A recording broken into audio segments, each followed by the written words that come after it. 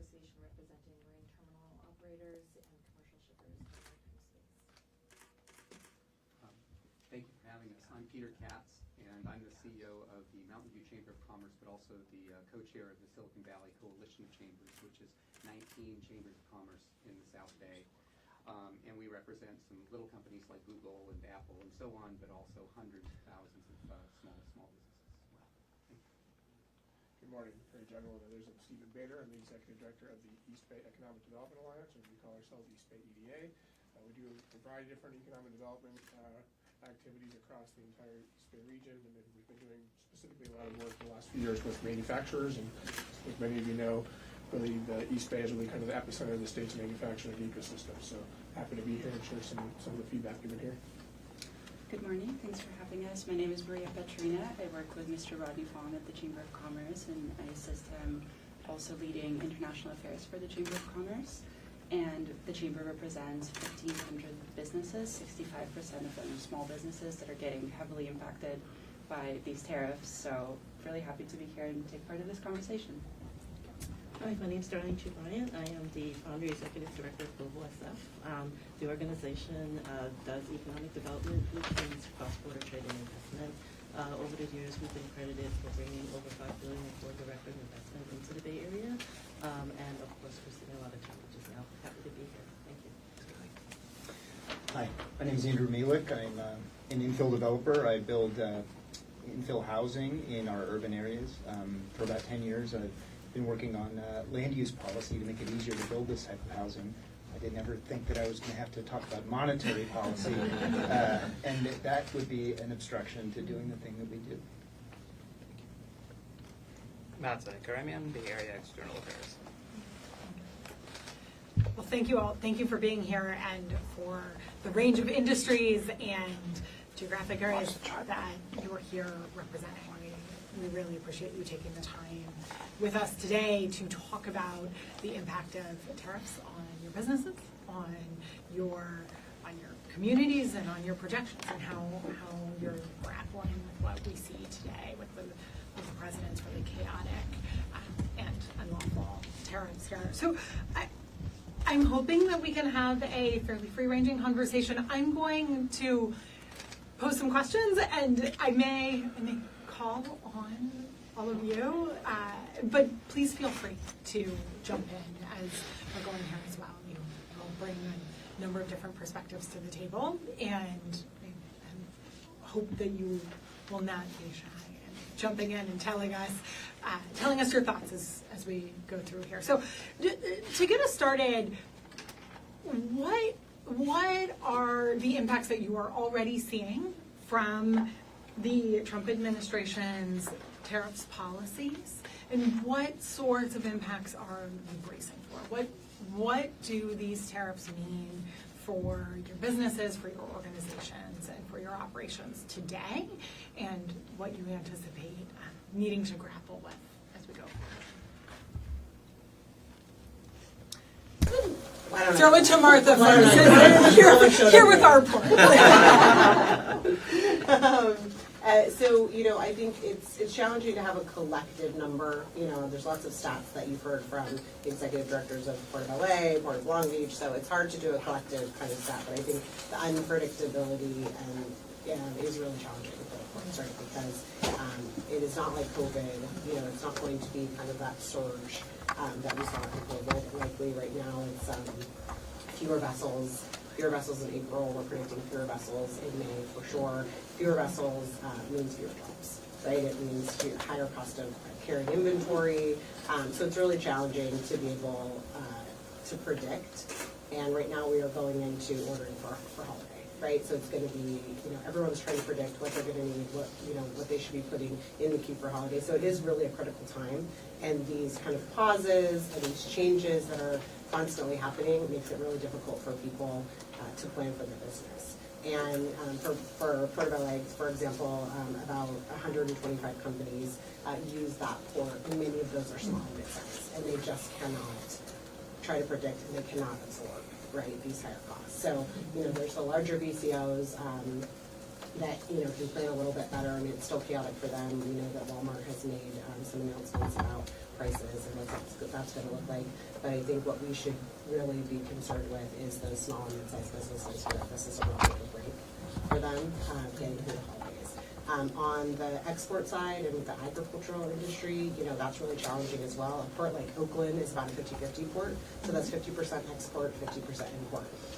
In addition to the tariffs, which I really appreciate that we're holding this discussion, and I appreciate the state's attention to the tariffs, but I would be remiss if I didn't point out all of the other things that the supply chain industry is facing right now as it relates to the federal government. So there's executive orders around shipbuilding and trying to bring shipbuilding back to the United States, which, to be fair, was a Biden-era USTR rule that was going through the process and has now come out, which would put a per voyage cost on any non-American made ship coming into port in the United States. We don't really make a lot of ships anymore. So there is not a large percentage of ships that are American made. So I think everybody kind of appreciates the effort of trying to, stand up that industry. But now there's a fee, a per voyage fee that's going to come in. That's going to be on typical cargo, and it's also going to be on what we call ROROs, which is roll on, roll off, which is vehicles. So ports like San Francisco, ports like San Diego, ports like Waimimi, that have a different way to absorb the tariffs because they have a different kind of cargo portfolio, are now going to be hit by some things that are coming out of USTR as it relates to shipbuilding. I think there's a lot of countries that are kind of stepping up in this moment in time and saying, especially on the ag piece, we do so much in California to feed the entire world. And there's a lot of countries looking at things like soybeans, looking at things like almonds, because of the unpredictability that we have right now, and saying we can step in and play that role. So I think we all kind of know how global this is and what the impacts are, but there's a lot of other things that we're dealing with that are coming down from the federal government right now, in addition to the tariffs, that are creating a lot of inconsistency. There's a number of buckets of money that we were able to get through the last administration, whether it be from infrastructure dollars or other programs that are really up in the air right now. And so again, we've got these big projects that we've been moving forward on, whether it's the EPA Clean Ports money, money for arches, a lot of these different programs, and there's some unpredictability, particularly as we see the budget process going through Congress right now. What is going to be zeroed out and what's going to happen when it gets over to the Senate. So, sorry, I know that was kind of like jumping around with a lot of different things, but it really is, the tariffs are one piece of it, and that's the piece that's getting a lot of attention, but it's really hard to kind of quantify what the impacts are going to be at any given moment because it's constantly changing and because of this planning. And so I'd be remiss in any conversation, when we're talking to the state, I want to make sure that everybody understands that that's one piece of it, but there is a lot of other things at stake right now too that are making it really hard for businesses to plan, and not just businesses that need work, right? It's projects. It's a lot of other things that are at play right now that makes it really hard for our industry to try to figure out what the next steps are. I can actually tag on to that. I think in addition to the ship fees, there's also going to be proposed 100% tariff on ship-to-shore cranes and cargo handling equipment. So even building the infrastructure to support a shipbuilding industry or to reinvest in our existing goods movement industry is going to be hampered by that, increasing the costs of development tremendously. So I think, as we all know, even the state budget, every single aspect of our lives is at stake right now. The jobs, the income, access to essential goods, components to build American-made products. Those are all on the table, and the damage is going to be profound and widespread. I think both of you really articulate very profoundly the kind of risks that we are seeing from the economic chaos and that uncertainty, and that it is impossible for businesses to, that capital investments require some certainty, and having that very clear articulation tremendously helpful. Peter, you were. Well, I was just going to say I want to change the focus a bit from the larger companies to small mom and pop businesses, which represent, of course, 60% of our state, and the uncertainty, of course, affects them. But when you have small businesses that operate on razor-thin margins, any fluctuation, any uncertainty is a death knell. It's not just hard, it's a death knell. And so we've already seen several businesses, small businesses saying, we just can't afford to do this anymore. The prices are driving us up. And when you combine that also with the fact that consumers are holding back a bit because of prices and all of that, it's both factors coming into play. And one of the things that was said a few minutes ago, which I totally agree, is that we can't just look at the tariffs either. Everything is interrelated, especially on some of these policies. You have to understand that it isn't a light switch. You can't just say, oh, we're going to move manufacturing to America. You know, it took decades to get to where we are to this kind of infrastructure. So to think that we're going to change overnight is impossible. And these are businesses that can't wait a month, let alone years, for things to settle out. And then when you throw into it the fact that many of these businesses are run by immigrants, are run by low-income people, and so on, where they use a lot of social services. The fact that all the money is being held up from social endeavors and nonprofits and so on. There's so many nonprofits I know that say we can't give out the dollars because we're not getting the dollars. And therefore, it's all interrelated. You run a business, you need to have child care, you need to have supportive services and so on. And then when those things are cut, again, you've hurt the people who cannot afford it. Very well said. You know, I think I would add, I think the way things have really opened up by both Martha and Jennifer are really on point about the bigger landscape. And to bring it down to sort of the company level, I mean, one of the reasons the state's gotten to be the fourth largest economy is because there's actually been very robust growth in the manufacturing sector over the last 5 to 10 years.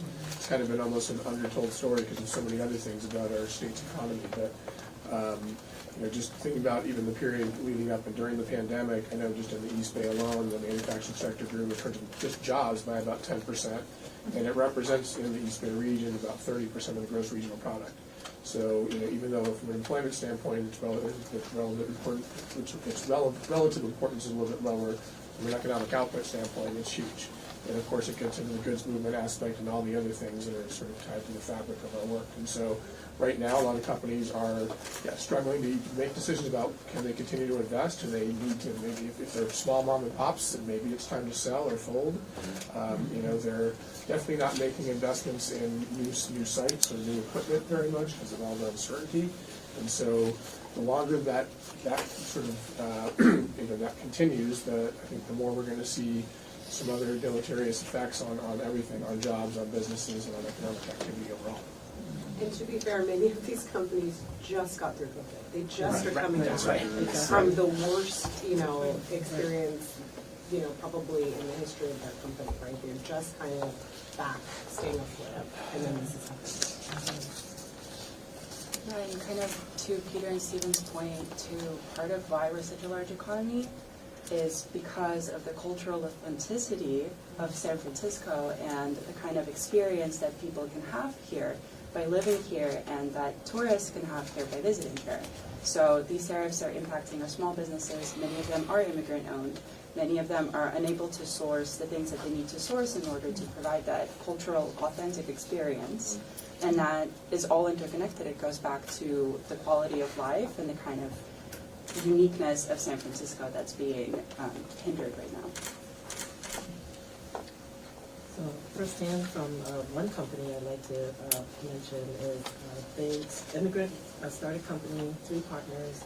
They had grown this business to do very diverse food supply throughout, you know, the Bay Area and even nationally now. They had actually once wanted to consider diversification. You know, if we're going to do the China +1, what other markets can we import from? Now they can't even consider that. And even if they wanted to, and they have been considering to manufacture some of their products locally, but machines are made overseas. If you import the machines, you have to pay tariffs on that, and is that going to make sense for them? 2, raw materials that they're going to need to import. Not everything. We still have a lot of products here in California, but you're going to have to import, so the cost is going to increase. And most importantly, at the end of the day, they're going to have to think about, okay, do I have the labor, the trained labor that will help me run this factory? I would say those are some of the things that they're thinking of. But the immediate impact they're seeing already is, hey, I may have to furlough my staff. I don't know if I need to lay them off now, but furlough is definitely something that they have been considering. And you talked about impact, that is the immediate social impact. Well, I'm a housing developer, and housing development, at least infill housing development, is very capital intensive. Investor interest in new projects is completely dried up. And part of that is because we're in a low margin business.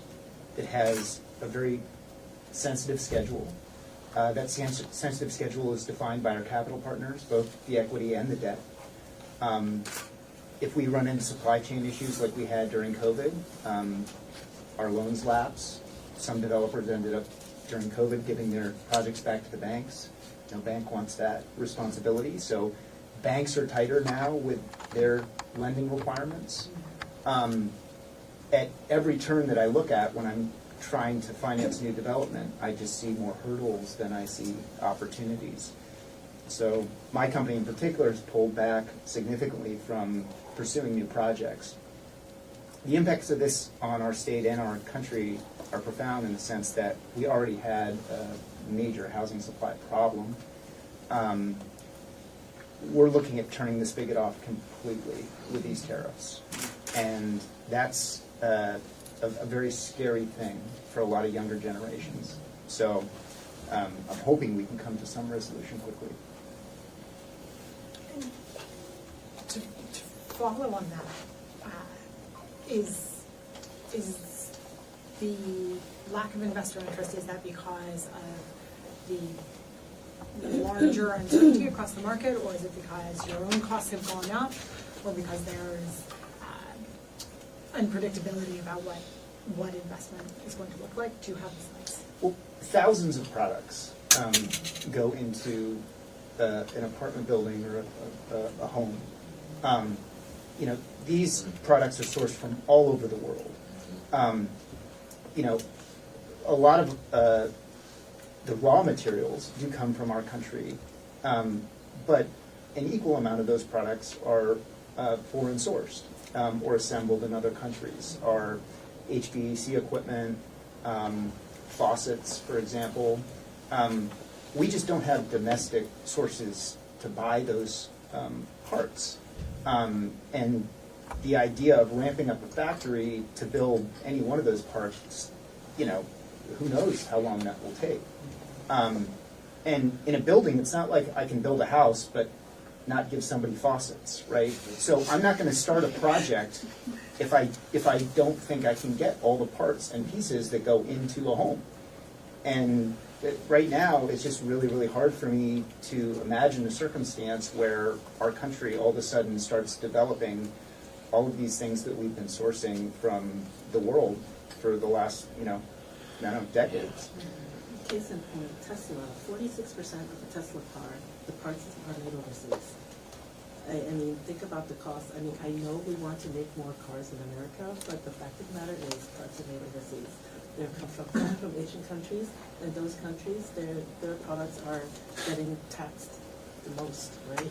Over ridiculously high rates versus Mexico at 10%. So I think that when it comes to manufacturing, then even though we want manufacturing to come back to the state of California, a lot of it may actually end up going in Canada or Mexico, because even though we have to pay tariffs on their products, it's only 10% versus 46 or versus 120%.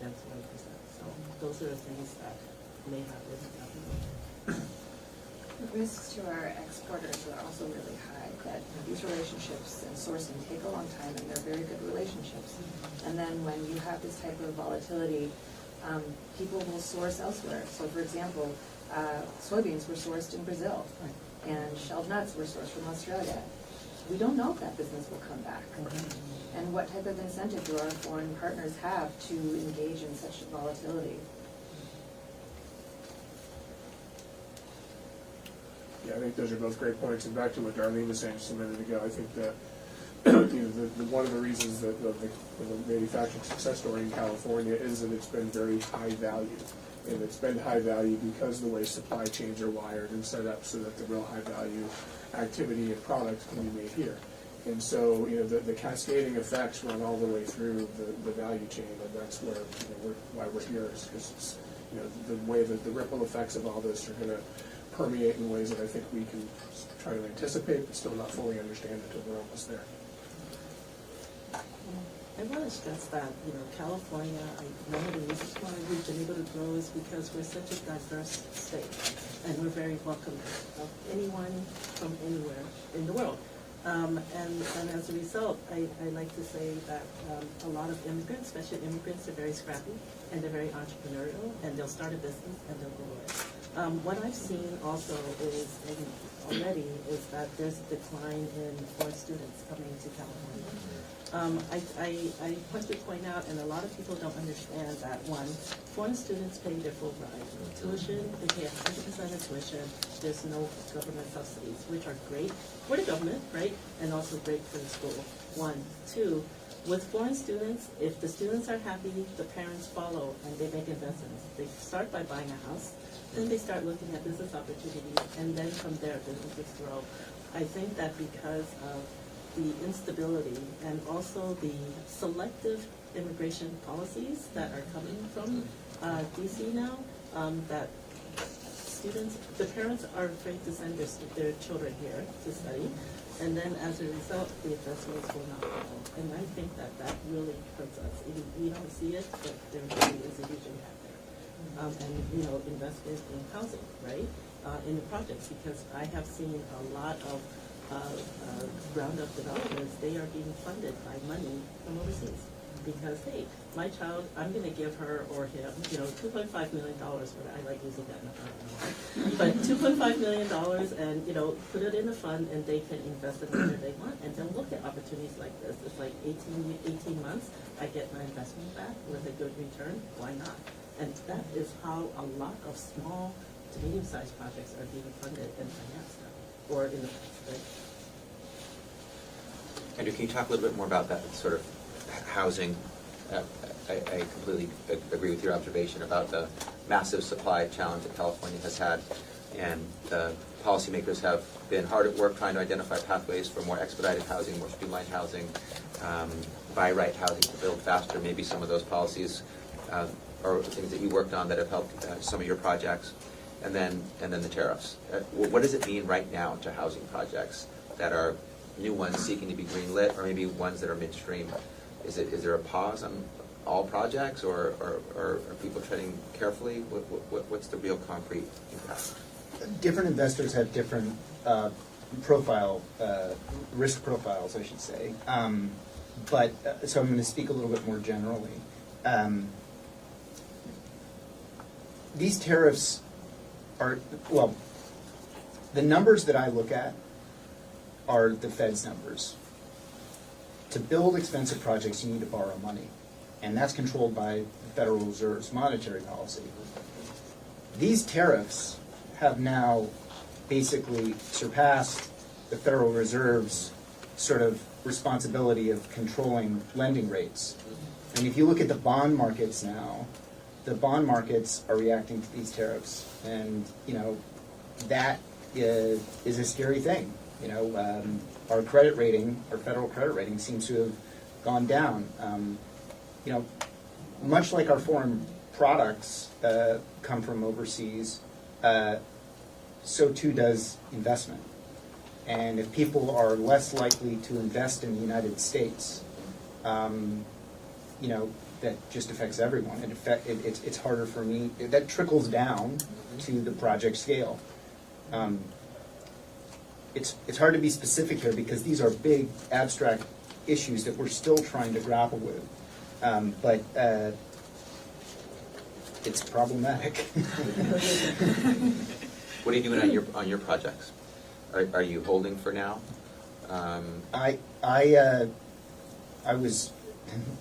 canceled the project because my money is at risk first, and if I don't think investors will follow me, I'm throwing my money away. And I'm a smaller developer. I don't have the ability to carry the hope of a project for a long time, and so it's better for me to sit on the sidelines and wait for a better environment to invest. Was that a housing project in San Francisco? Sorry, I'm from San Diego. No, it wasn't. But it was a housing project in San Diego. And I can speak for the South Bay, when you have tech companies that are trying to expand and, there's a demand for workers and so on. And we were very active in terms of getting the housing element passed and revised in certain ways to again say it's one thing to say we've set aside this land to be developed. It's another thing to actually have it pencil out so that you can build it. And we have so many of our developers who are still on hold because they're just razor thin trying to make it pencil out, make the projects pencil out. And now they don't at all. And so when we sit there and we say, and we've said it in the housing element, we are committed to building so many units and all that, we can't meet those promises. We can't meet those obligations. And that will have a follow-on effect. Absolutely. On companies, large, mid-size, small. Everyone. Yeah. Because their employees won't have that. Mm-hmm. Stephen, I'm curious, representing manufacturing, domestic manufacturing here, East Bay manufacturing, so much of the narrative that we hear is that tariffs will instantly inspire investment in domestic manufacturing. What does it look like on the ground for your companies? Well, someone or many folks here already pointed out that, these kinds of investments, these take years to build up. I mean, the story of the manufacturing sector in the U.S., a lot of these industries that are abroad that some folks have the notion might come back here somehow, really almost magically, are very low-value products. They were offshored in the 80s and 90s, and so we're talking literally decades ago. And that's actually what's allowed American manufacturing to grow, is because the lower value things aren't done here, and so they keep costs lower so that the higher value activity can happen here. And so, the supply chain's finite. There's not an infinite number of suppliers, obviously. So where people go when you start having very blanket approaches around tariffs and other factors, really just it increases cost, of course, and that in turn just will decrease investment, and ultimately it'll put a lot of companies out of business. I mean, the small ones, a couple folks have said that the businesses that are really most at risk are these very small mom and pop businesses, which really dominate the sector as a whole across the state. And the bigger ones will find their way through for sure. They'll navigate it, but it won't also be without pain passed on to the consumer. So I mean, and then of course, what's happening in the financial markets then just adds another layer to all of that. Kind of to Stephen's point too, the costs are passed on to the consumer, but then some of the consumers are just regular working people, and there's this narrative around tariffs about how we protect American jobs and we're going to get instant manufacturing here and people are going to be rehired, but the truth is in San Francisco we have our baristas and we have our bartenders, and San Franciscans really enjoy this kind of access to these services, and these people have a livelihood to uphold, so these costs are going to be detrimental to them being able to keep their jobs and the businesses being able to hire them and keep their employment. I just want to say that we've been talking a lot about manufacturing and other traditional areas, but we haven't mentioned healthcare. And we have a number of institutions that are sizable but have long-term contracts. And they're long-term contracts with international suppliers. In fact, some of the world-class equipment that's being used in some of our world-class facilities can only be purchased overseas. So now we're talking about putting lives at risk. We're talking medical devices, pharmaceuticals? Yes, Oh, yeah. absolutely. Saline bags. I remember there's a shortage of saline, shortage of syringes. I used to be in the industry 10 years in bio, and I'm telling you, every single antibiotic that is being prescribed, like I'm a Kaiser client, and all the antibiotics are made in China. Everything. So when you get sick, the cost of healthcare is going to go through the roof. It's already through the roof. And we may not Further through the roof. Further through the roof already. Well, Darlene, it's not just about cost, it's about access. Yes, access. We may not even be Right. able to Right. address some of those issues. Yeah. Right. We do not have the capability to make even the glass, the glass vials. Something as simple as that. Yeah. It's crazy. No penalty. So I know in the conversation already, we have heard a lot about not only the tariffs, but also some of the other impacts of what we are seeing come out of the federal administration. Right now, the impact on international students and on immigrant communities, which is particularly important and vital to the California economy, Bay Area economy, Southern California economy, the economic impacts, the per voyage costs, and other impacts of a variety of economic policies that we are seeing come out of the federal administration, even aside from the bear of the chaotic tariffs, and the impact of gutting social services, and some of what we are seeing as follow-on impacts there.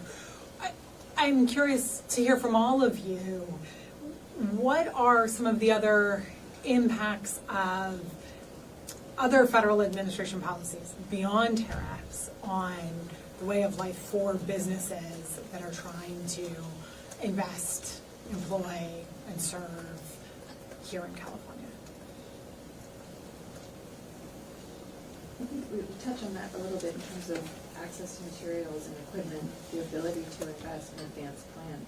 If you want to open a business and it requires equipment, you're having second thoughts right now, or you're trying to figure out when is the best time to purchase this before a tariff goes into place. Will that tariff actually go into place? When will it go? You know, there's a lot of considerations. So I think that all Californians are going to be affected by development or lack thereof.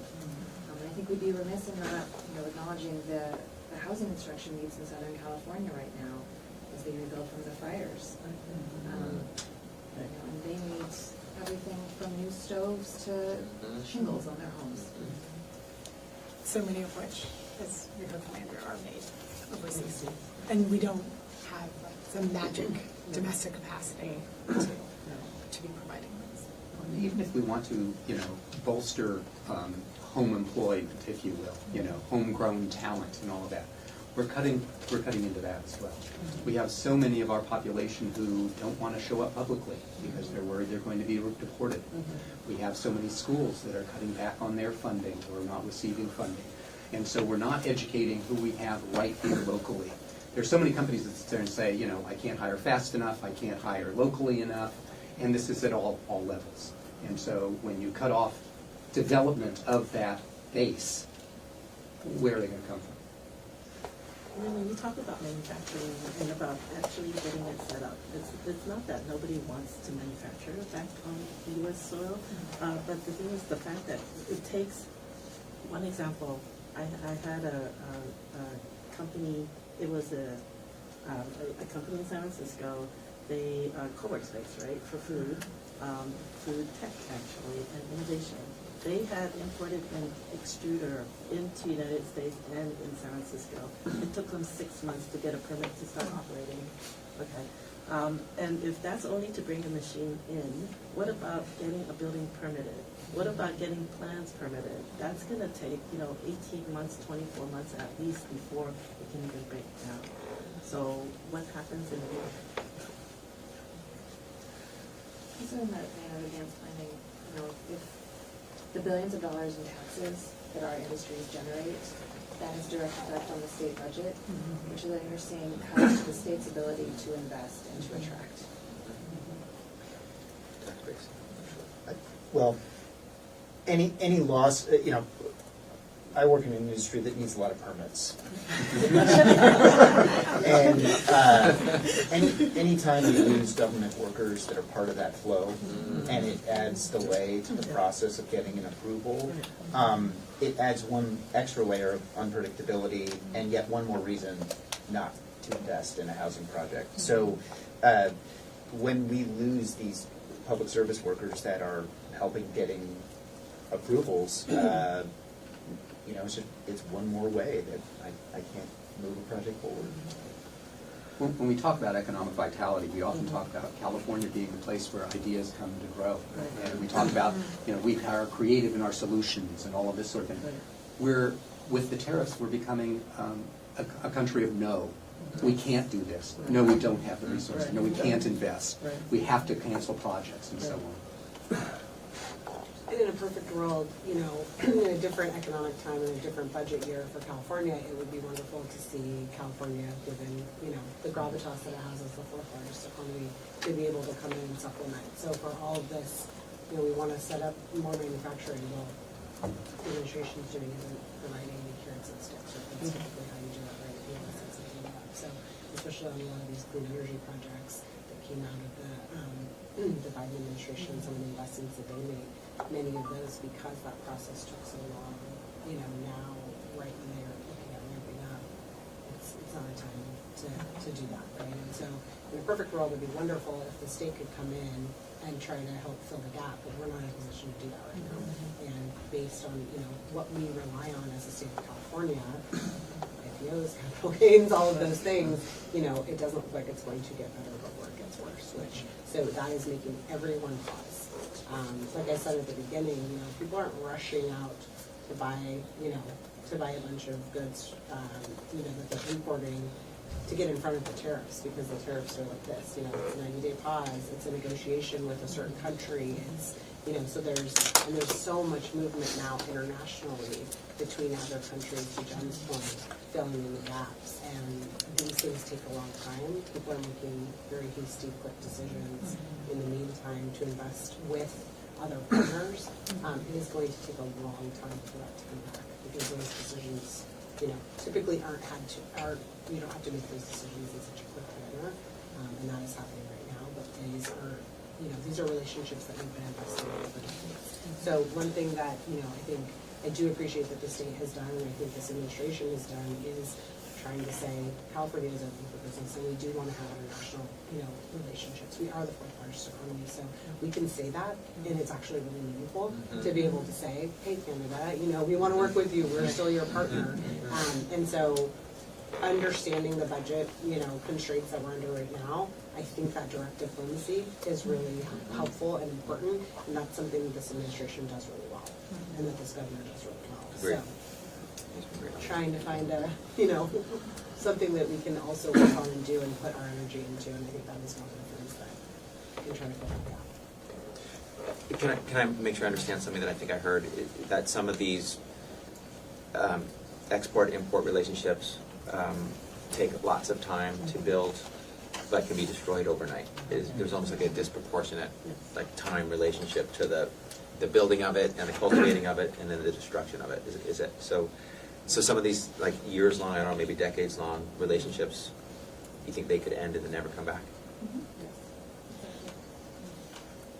I think when you think about the current environment around just the chaos of the tariff piece, the disinvestment that someone alluded to in terms of the federal investment, and then its direct impact on things like clean energy, education, immigration. A third of Silicon Valley is foreign born. I mean, you know, our innovation economy is driven by, you know, a lot of different elements that are all sort of, you know, under attack.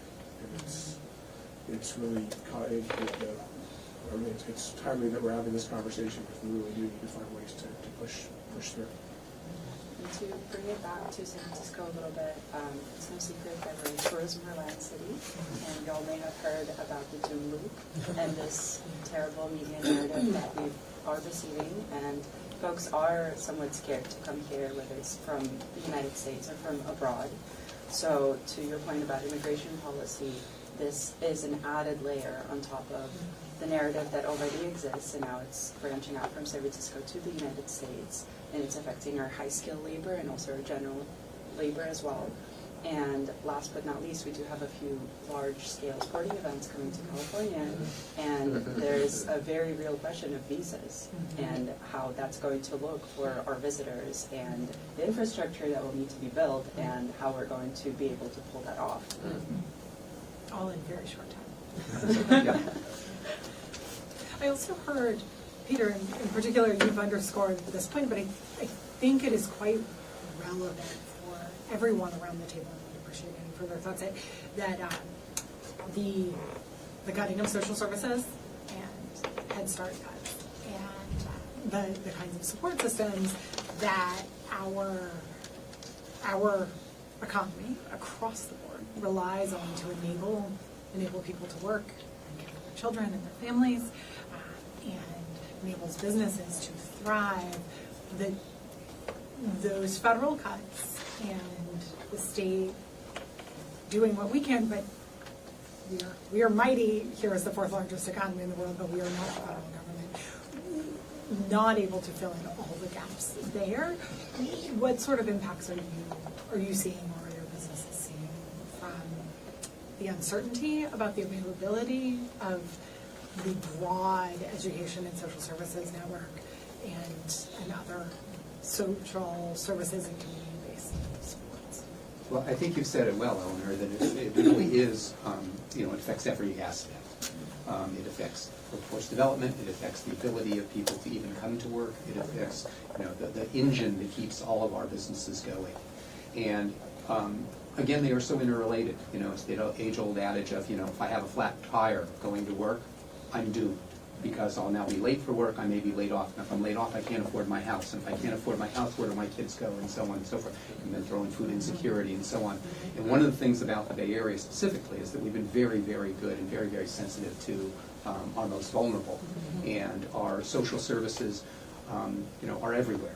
And not only are they everywhere, but different industries as well as different institutions depend on them being there and being functional. And so if you take away major sources of funding, you're killing them.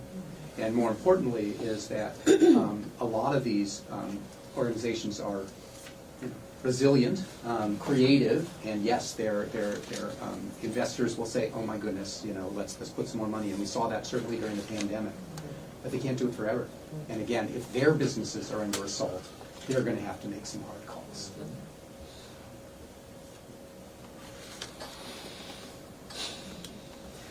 Well, thank you all. The collective insights from around this table, I think, are tremendously powerful, from housing to the tech industry to our ports and shipping, to manufacturing, and our large, small, and medium businesses across San Francisco and around the state. I think really powerful insights into what's happening here in the Bay Area and across California, as we are all grappling with this chaotic and rapidly changing economic environment that we are working in here. As we close, I want to hand it back to Attorney General Bonta to share a few thoughts here with you all, and just say myself, I so appreciate you all taking the time to share your experience and your business's experience and your partner's experiences with us.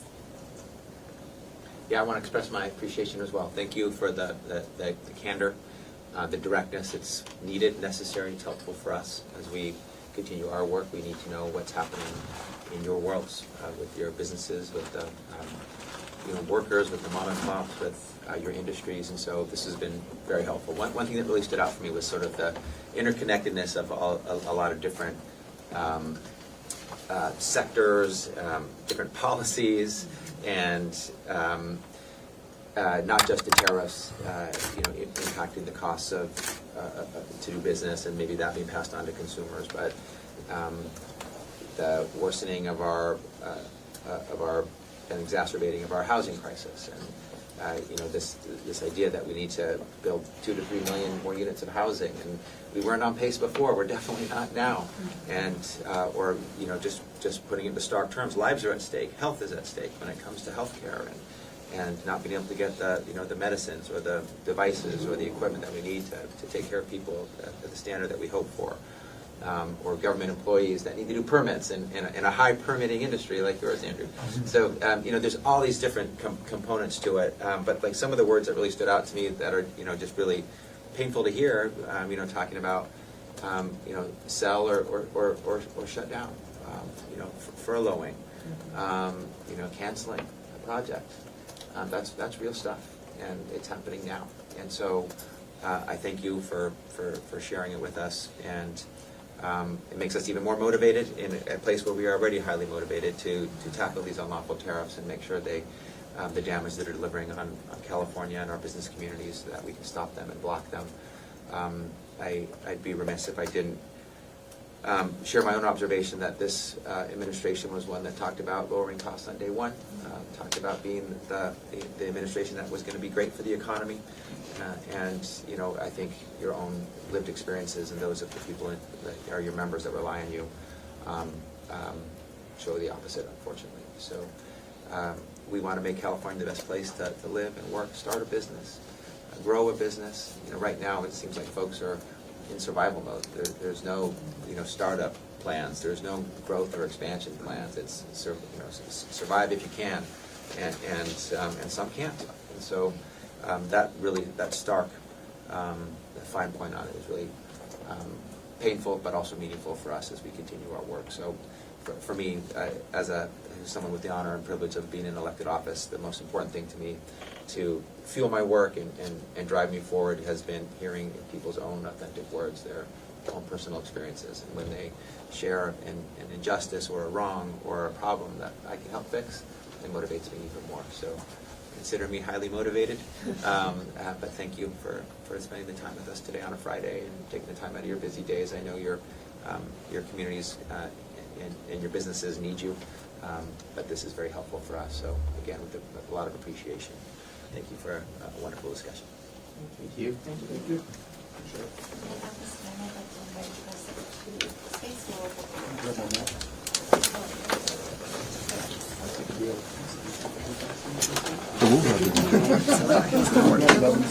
Yeah, I know. I'm going to ask Peter. Oh, okay. Yeah, okay. I'm sorry. Yeah.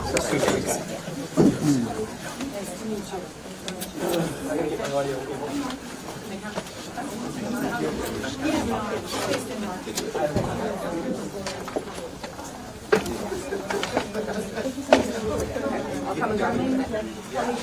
Nice to meet you. Thanks so much.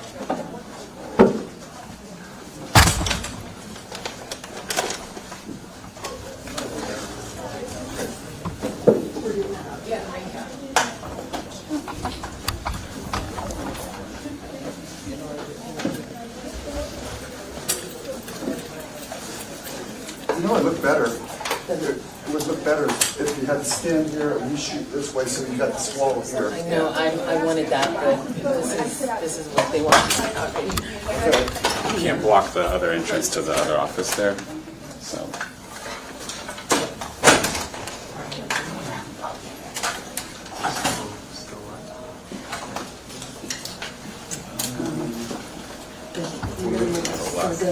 Just bring it over and just go out of the way, unless you wanted your shot.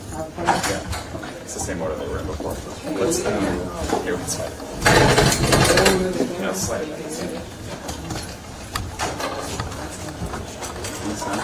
Oh, you're right, yeah. Never mind, yeah.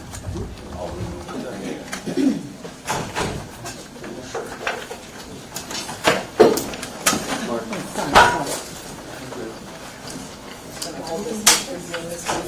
Yeah, see if I can stand.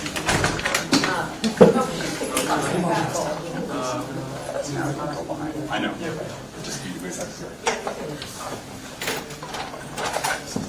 Oh, here we go.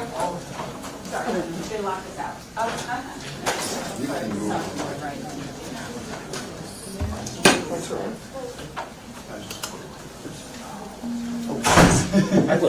You want to come around this way? Oh, I do, yeah. Yeah, sorry, we put it around there.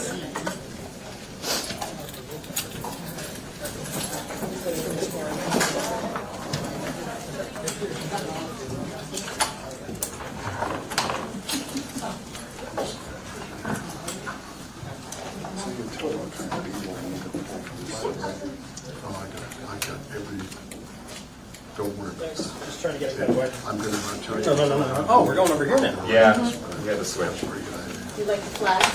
What's that? You like the flags? No, we just did blocking the government. Yeah, sure. Hold on a second, I'm not even there. Oh, God. We got time. Yeah, that's the problem with live transmission. Are any of those folks willing to chat with us after? Check, 1, 2. I believe so, yes, but I'll check with Deanna to confirm. Would you mind, I'm so sorry, I'm trying to get the focus for him. Can you look, thank you.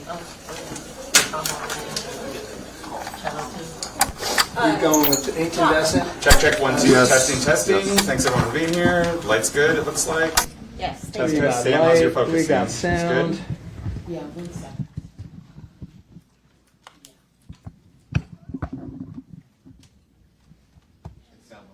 Test, 1, 2, 3. Check. Hello. Thank you. Nina is, I had a question over here. Still working. Everybody good? No? Everybody's good? Cool, okay. Thumbs up. Awesome.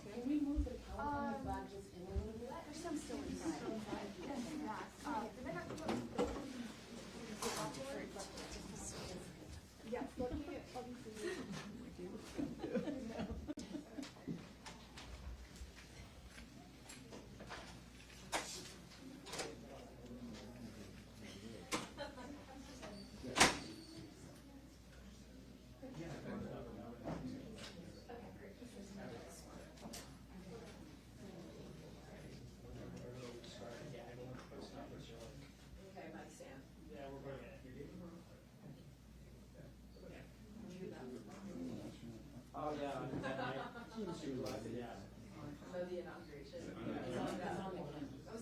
Oh, that's right. No blurs. No, I know. And that. No blurs. It's all right. We'll rest when I'm dead. It's uplifting. I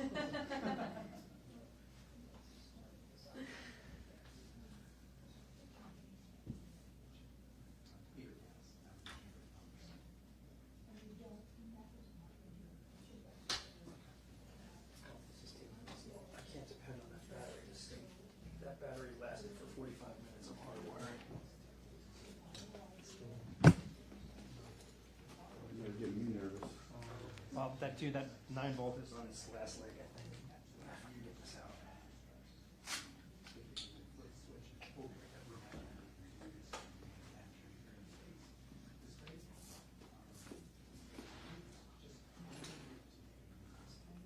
I've lost a 9-volt in the middle of a press conference and it's not fun.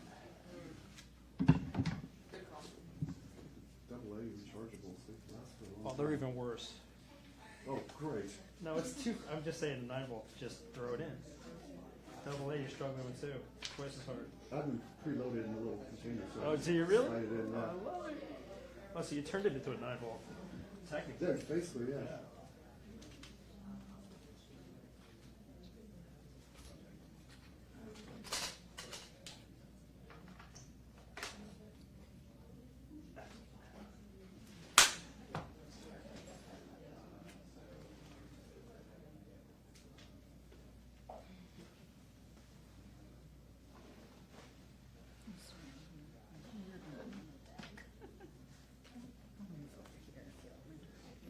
Try not to step on your back.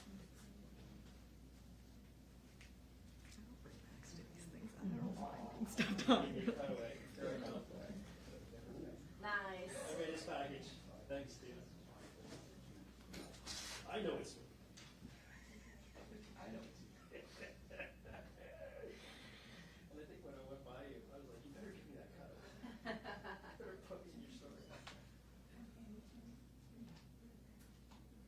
That was the Nintendo. Store. Was that last week? Yeah. It was last Friday, right? Yeah. It was a mess. So what do you cover? The economy. So broad. That was helpful. And I didn't do a lot of insurance crisis coverage, like reported all that. Thank you. Thank you. I'm actually writing a Tariffs story that I was going to turn in today, but after this, I'm going to have to put some stuff in. Yeah. It's like, it's all the stuff that. What about you? I cover Tariffs. There's no. Okay. Okay. Yeah. That's what I missed. It's only one side. Oh my gosh. I mean, I feel like I'm always good. I work for the Mercury News Film, so I got a lot of stuff I'm out here. Oh, yeah. People can dress up like a Nintendo. Super, I mean, all of it. Being in California, Little Bowser's. there's always something you can find, you know? Yeah. Yeah. I was in before, and it's more like tech policy out there. It's very, very different, especially what's going on, like very, very different. I don't know. I don't play, but I found out who Bowser was really fast.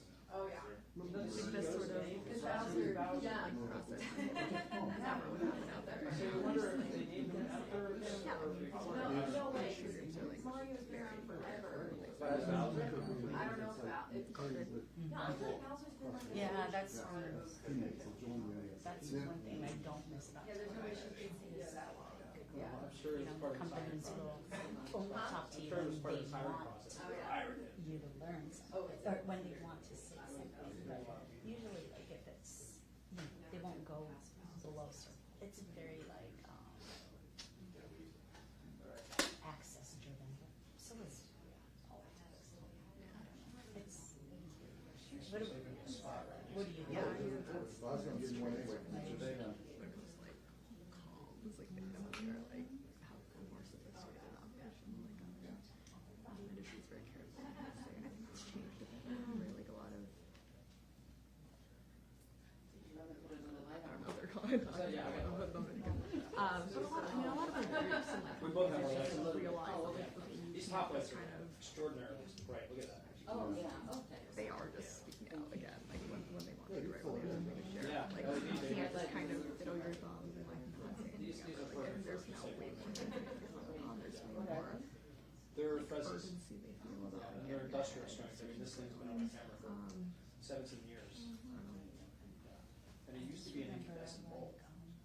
Now they make For example, like talking to Google executives and having the comms person and like he looked really frustrated that he was like muzzling him almost, you know, like he sort of feel because it was like I remember this was like a face-to-face thing. Not a This remember it was like a face-to-face thing and like I could But seriously, this thing lasts in the rain and the wind. felt muzzled by the fact that she was right there. Yes. and they last for like, then they start turning yellow. comms person or? Yes, There you go. yeah, it was just. Hi there. Good evening, everyone. Good afternoon, everybody. Rob Bonta, California Attorney General. Thanks for joining us for our roundtable with impacted businesses here in California harmed and hurt by the tariffs. It was important for us to hear directly from various industry sectors and businesses across our state who are suffering from these tariffs that are unlawful. And we wanted to have a roundtable where we could hear directly from them, hear their stories and their impacts. And it was devastating to hear what they share. The fact that someone who does infill development, that's his job. He builds housing. We need housing. We have a massive housing shortage in California, supply problem. He's trying to address it, and he's had to cancel at least one project and is very uncertain about any future projects because of the tariffs. We heard about mom and pops who are struggling to stay open and are facing the reality of shuttering or selling. We're hearing about companies who need to furlough their workers, who can't get the workers that they need because the high-skilled labor supply chain is impacted by the tariffs. We're hearing about healthcare quality going down because of lack of access to critical medicines, pharmaceuticals, medical supplies, equipment to provide the care that is necessary. We've heard about the cuts to social services impacting the economy, mom and pops who need childcare, and those cuts impacting their ability to have a successful business. Also hearing about the cuts to our government services, including employees who provide permitting to make projects go. So one of the most interesting aspects of the conversation was around the interconnectedness of the different parts of the tariffs impact, and how there's the direct impact, of course, on raising the costs of businesses, and those costs being passed on to consumers, but just a wide array of damage that the business community in California is suffering from. So I'm grateful for the opportunity to have this roundtable to hear directly from those who've been impacted by these tariffs. The governor and I, on behalf of the state of California, have taken a very strong stand against these tariffs. We believe they're unlawful. And we filed a suit, the first lawsuit of any state challenging these tariffs, the tariffs that were brought under the International Emergency Economic Powers Act, the IEEPA, That is a statute that does not provide the president the authority to impose a tariff.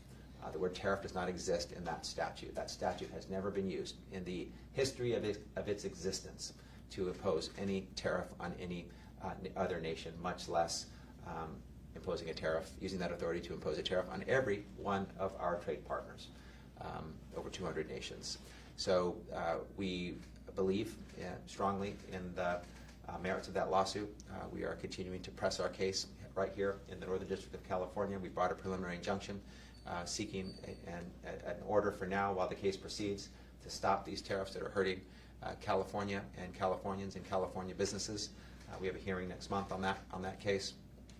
And I'd be remiss if I didn't point out that this is an administration that went out of its way to talk about how it was going to deliver to the American people when it came to the economy, to the cost of living, that it was going to lower the cost of living on day one. We are over 100 days in, and costs are skyrocketing. Costs are going up, not down. Businesses and the economy that this president thought that he was going to improve and make stronger, he's turning into a tailspin. And we all know the impacts of these tariffs.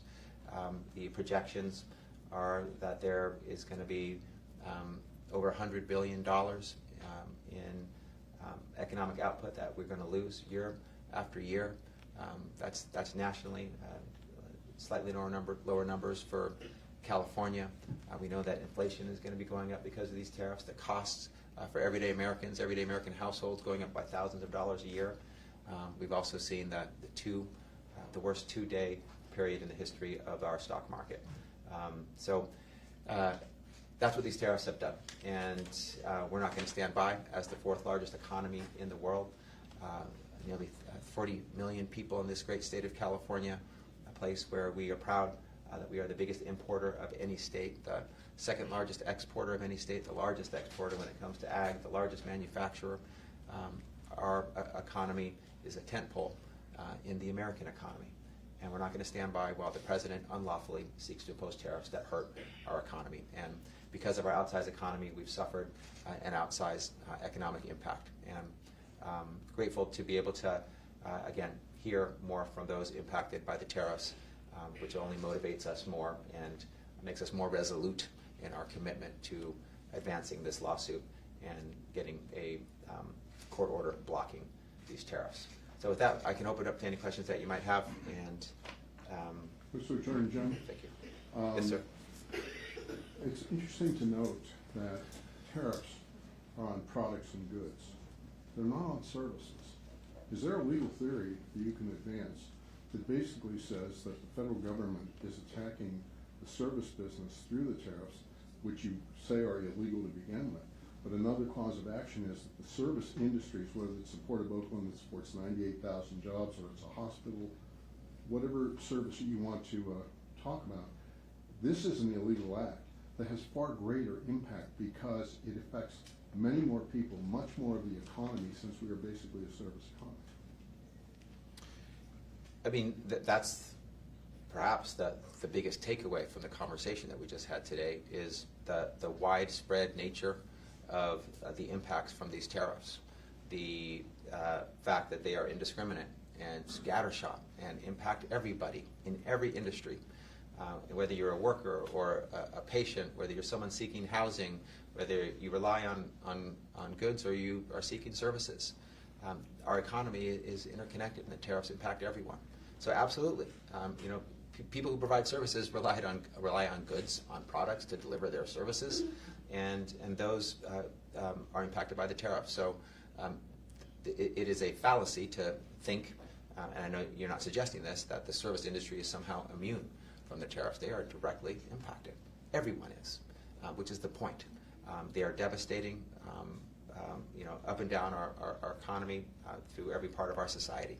And so that point was made very clear today with some really devastating examples. Mr. Attorney General, I'm curious, Supreme Court justices recently seemed apprehensive about a federal judge's ability to issue a nationwide injunction that was separately in the birthright citizenship case. But how could that possible ruling, if they decide that national injunctions cannot be used, How could that impact the remedies you're seeking in this case on the tariffs lawsuit? You know, we've never argued, and we don't argue, that a nationwide injunction is appropriate in every case. We have also never argued that it's never appropriate. We believe nationwide injunctions are appropriate in the right circumstances, in the right scenario, in the right case. For example, in the birthright citizenship case, where that issue is a U.S. constitutional right that applies to everyone in the United States, a nationwide injunction is very appropriate because everyone deserves that right, not just the people who live in the states, which happen to be blue states, where the Democratic Attorneys General decided to fight for them and to protect their rights and defend their rights, but that somehow the people who live in red states, where those Attorneys General didn't bother to protect the constitutional rights of the people in their state, didn't fight for them, that would make no sense. And I think that became clear in the U.S. Supreme Court argument last week from some of the questions. I think how you can administer something like a constitutional right without a nationwide injunction, I think was a topic that was raised in that argument. So we think that the tariffs is another place where I mean, it affects everyone nationwide. So I think a nationwide injunction is appropriate here. Maybe the U.S. Supreme Court will create a set of conditions or a sort of a thought matrix for how they determine when a nationwide injunction applies and when it doesn't. But that would be very consistent with what we've always argued. When there's an issue that applies uniformly nationwide and a nationwide injunction is appropriate, we should be able to seek and secure one. Perhaps in other circumstances not. So, but tariffs, tariffs are between nations. So a nationwide injunction is very appropriate here as well. So we would make that argument, and we would hope that the court would find that argument compelling. One piece of feedback you got today from the business leaders was that they appreciated the state's direct diplomacy with foreign leaders. Can you share a progress update on the state's talks with other countries, and do you expect a deal or announcement to come soon out of that? You know what? The governor has been great on this. So all credit in this space to Governor Gavin Newsom. This is his role. This is something he should be doing, and he is doing. He's reaching out directly to foreign leaders, leaders of other nations in Canada, in Europe, longtime partners of ours with whom we've cultivated and built strong relationships over many years, decades. And he is telling them that these tariffs don't represent California. And he's right in saying that. We want good relationships. We want to have good trade partners. We want to continue great trade relationships into the future. We are the 4th largest economy in the world, and when we say that, that means something. So Governor Newsom has been hard at work with that direct diplomacy, talking directly to other nations' leaders, trading partners' leaders, and letting them know that California is open for business. We want to import, export relationship with you. We want to trade with you. We want to continue the great relationship that we have, and I think that's meaningful because maybe there's a belief that all the states are on board with these tariffs, and we're not. They're unlawful for sure, which is why we're bringing our lawsuit, and they're also bad policy that are devastating California businesses and communities. Mr. Attorney General, thank you for holding the roundtable today with your team and business leaders. What do you say to those that support tariffs, saying that this is, the economic downturn could be a rough period, but in the end it would strengthen the U.S. economy, and these tariffs are reciprocal for those tariffs that are imposed on the U.S.? I tell them that the data doesn't lie. Look at it.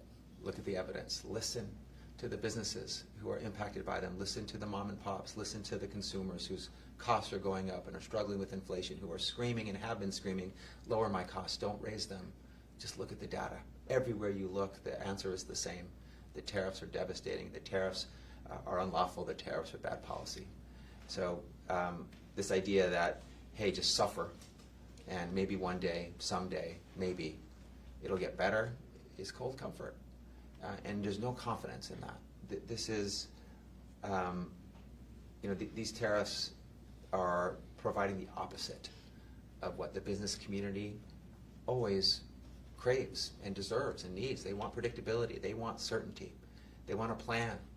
They want to have confidence that they can have long-term investments, that they can have a startup, that they can grow, that they can expand. They're getting none of that right now. They're getting the opposite.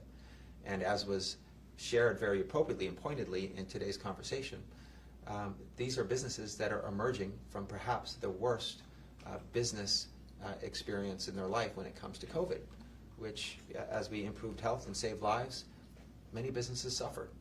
And as they recover, they deserve support and certainty, predictability, and a pathway to be able to get back on their feet and to emerge and be strong, not be slapped in the face with tariffs that prevent their forward progress and that harm their ability to be successful. So I'm aware of the argument, and I say look at the data, look at the evidence.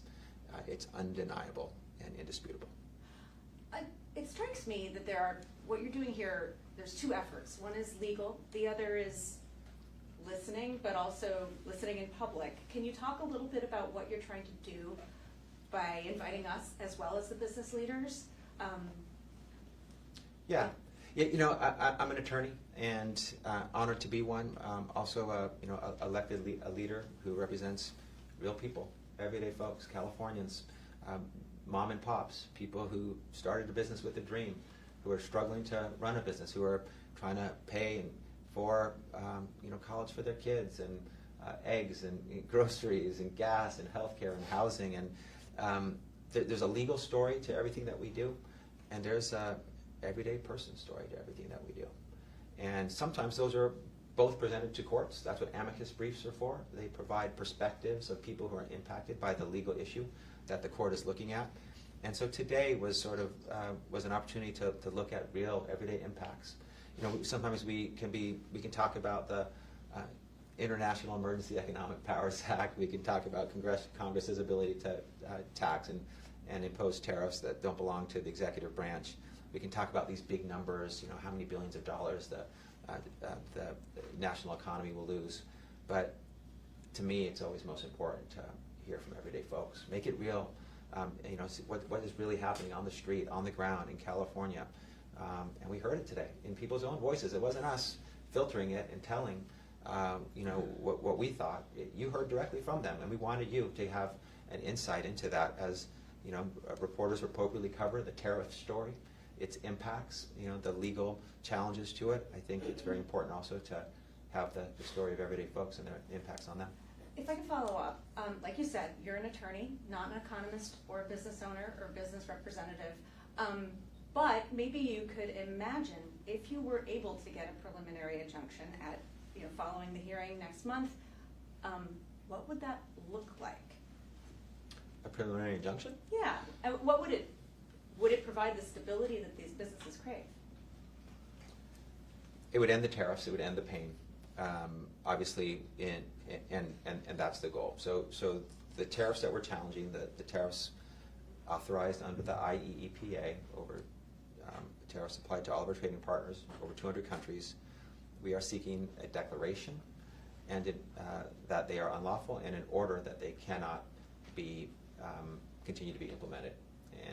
And so I think that will be widely applauded by the business community, by the consumers, by California, by all nations. And honestly, I think that the states that don't bother to bring lawsuits, they're cheering for us silently. They know that they were going to ride on our coattails and enjoy the benefits of what we fight for, and that the people, the businesses that are in their red states where they're not bothering to fight for them are going to benefit from the nationwide injunctions that we secure. So this would give immediate relief with an order ending those tariffs. Of course, I'm well aware that there's appeals and multiple steps to the litigation process. And so, there could be a reversal and then there could be an affirmation later down the road.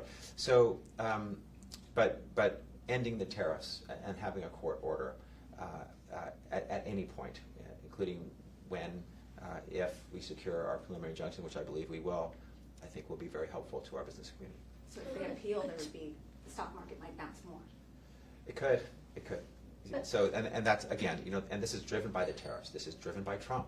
He imposed the tariffs, which leads to the challenges, which leads to the litigation process, which leads to the uncertainty and the unpredictability.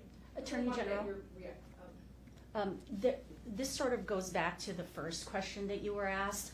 I wonder if there's anything you heard today that would inform a different lawsuit, because the lawsuit that you filed is based on the lawfulness of, or the unlawfulness that you think the tariffs were imposed under. But what about the harms, the economic harms that everyone talked about today? Is there any grounds for a different, separate lawsuit that would be related to the tariffs, but not necessarily to the argument that you've presented so far? We bring cases when an action has been taken that's unlawful and it hurts the state of California.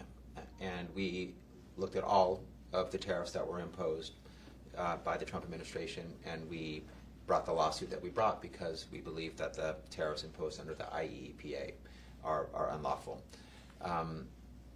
We don't bring lawsuits when all we have is political grievance or ideological or policy difference. We won't, and a court will throw us out immediately. We got to bring the goods. We have to bring facts in the law that show that the law has been broken. So that's what we've done here.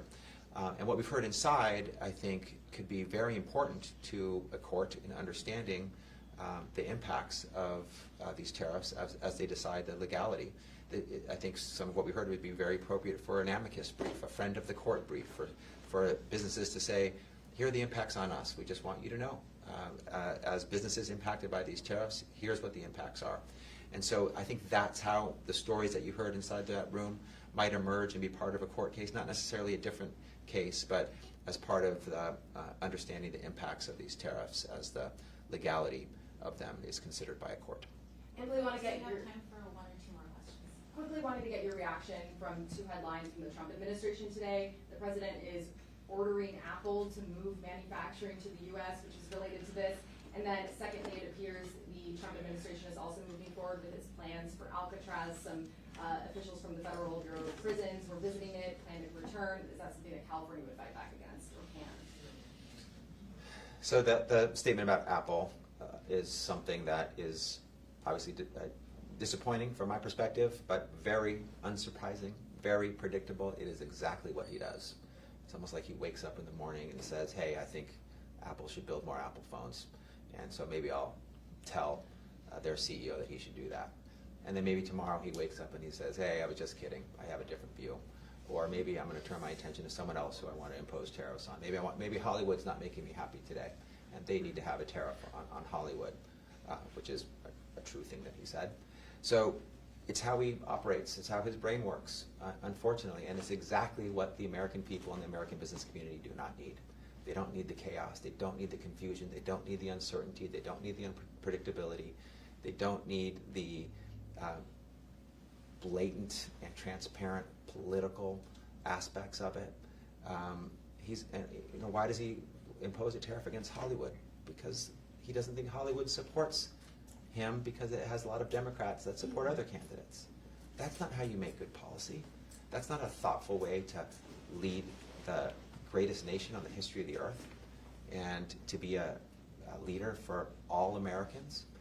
He's targeting some and weaponizing his authority to harm certain groups and certain people and certain industries.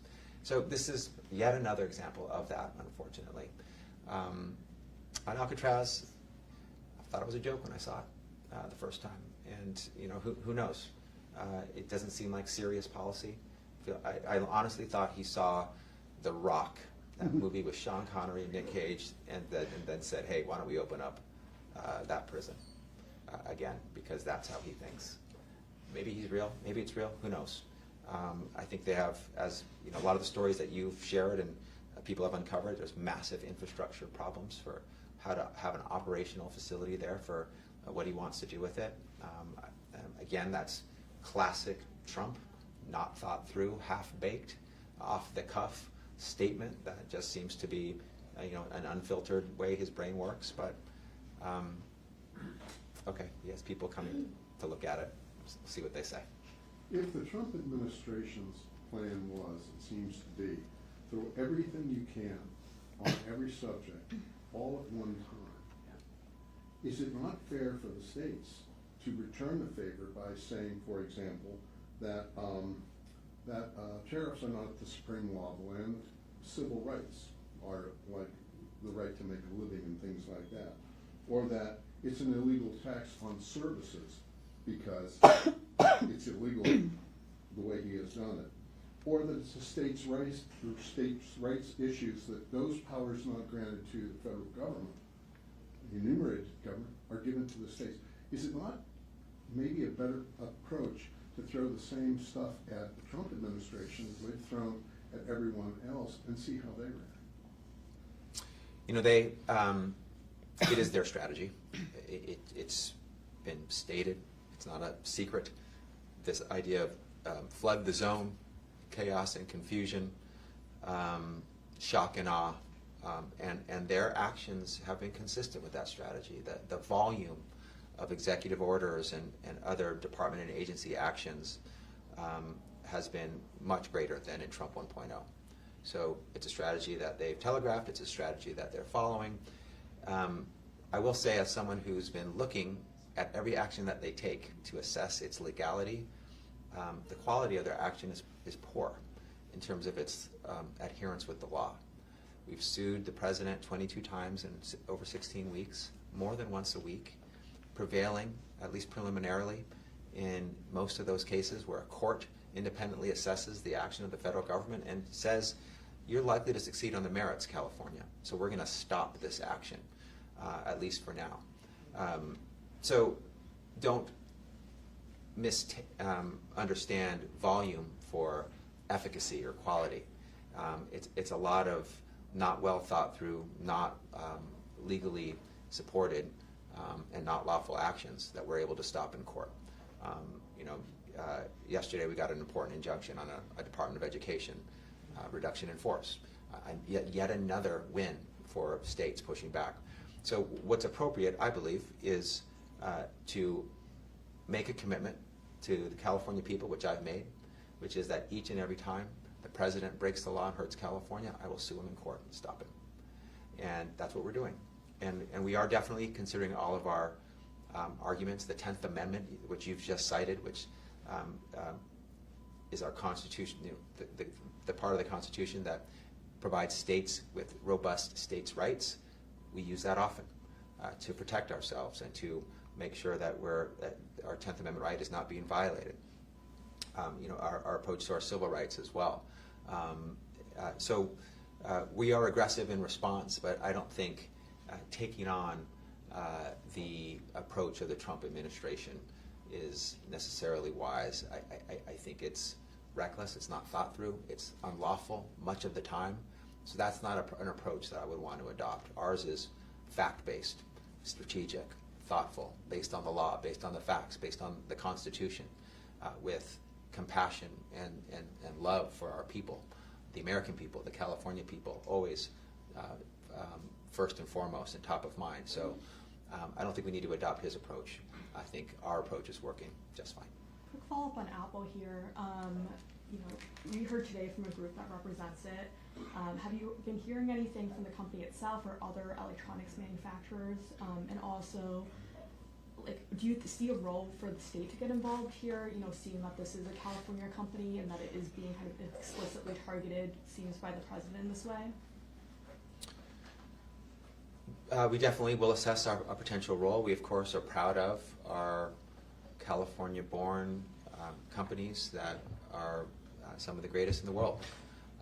And we want to make sure that they continue to provide great products and great jobs and drive our economy forward. It's companies like Apple that have led us to being the 4th largest economy in the world. We're proud of that. We're proud of California companies, and we want to make sure that their rights are not violated, especially by the President of the United States, which is not something that you would normally have to protect against, you would think, but apparently we may now. So we'll, this is late breaking, as you know. This is today breaking. So we'll assess. These are words coming from Trump. We look at the action. If there is an action, at some point there's going to be an executive order or an actual tariff that is imposed, and we'll assess the authority upon which that tariff purports to rely, the scope of that tariff, how it applies, who it applies to. Is it targeted against one company, or is it more widespread than that? We have to look at the facts and then apply the law to it before we can make a final decision. But we're interested in what he said today, and we will be monitoring what he does, if he does anything, and we'll make sure that if the law is broken and we have standing to sue, we'll take appropriate action. Thank you so much, everybody. That's all the time we have for today. Thank you. Thank you, sir.